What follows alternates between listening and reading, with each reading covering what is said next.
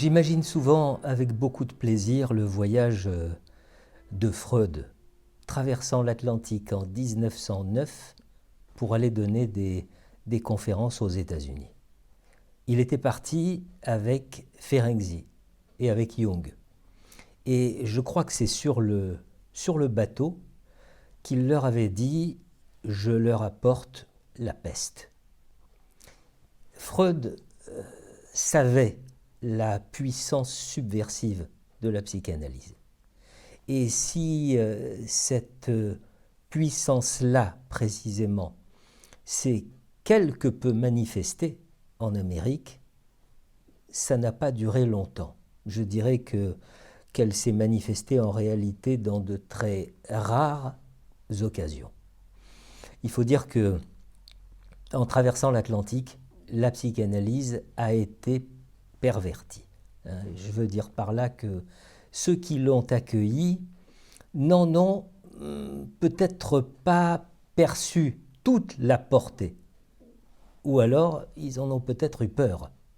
Et qu'est-ce qu'ils en ont fait? Eh bien, ils l'ont adapté à la vision, à la pensée, à la culture américaine, en faisant souvent de la démarche analytique une espèce d'accompagnement vers une normalisation. Normalisation culturelle, familiale, sexuelle, politique, etc., etc. Une normalité, un érasement, un nivellement. Tout sauf la vision subversive qu'en avait Freud. Or, la normalité, ça n'existe pas. La normalité, c'est une censure qui ne veut pas dire son nom. C'est un dogme, une injonction, une imposition. Seulement, je ne voudrais pas réserver, ce dressage, cette torsion de l'analyse, je ne voudrais pas le réserver aux États-Unis. On sait bien que la traversée de l'Atlantique, qui se faisait auparavant en bateau en plusieurs jours, se fait aujourd'hui d'un clic de souris.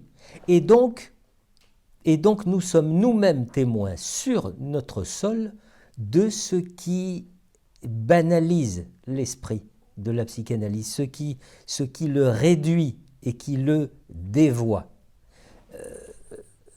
Voyez par exemple comme le vocabulaire initial a été profondément modifié, psychologisé dans les magazines au prétexte d'être traduit, simplifié, rendu accessible, rendu compréhensible pour le lectorat le plus large, en perdant son âme.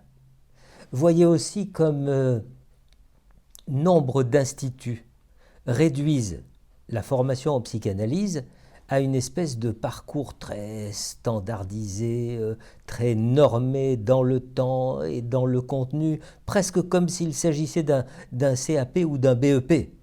Alors d'un côté, on pourrait dire que les forces du refoulement expliquent ces agissements, et d'un autre côté, l'analité du moment permet de vendre la psychanalyse comme n'importe quel autre produit. Je pense que nous allons très rapidement observer, et d'ailleurs nous l'observons déjà, une fracture dans le monde des analystes. C'est-à-dire que nous allons de plus en plus observer d'une part des analystes attachés à l'orthodoxie et qui savent, pour l'avoir vécu, pour l'avoir expérimenté, la portée d'une analyse approfondie et d'un ouvrage 100 fois sur le métier remis. Et d'autre part, des analystes que je qualifierais de clonés sur la base d'un contrat annonçant 3 ans de cours par correspondance, quelques présentiels en groupe ici ou là, et bien sûr, 3 années, pourquoi 3, de séances avec un analyste qui est souvent en même temps formateur de l'élève, et donc, comme j'ai déjà eu l'occasion de le dire, une analyse biaisée dès le départ. Qui va payer le prix de ces errances? Qui va payer le prix? Bien sûr, le patient.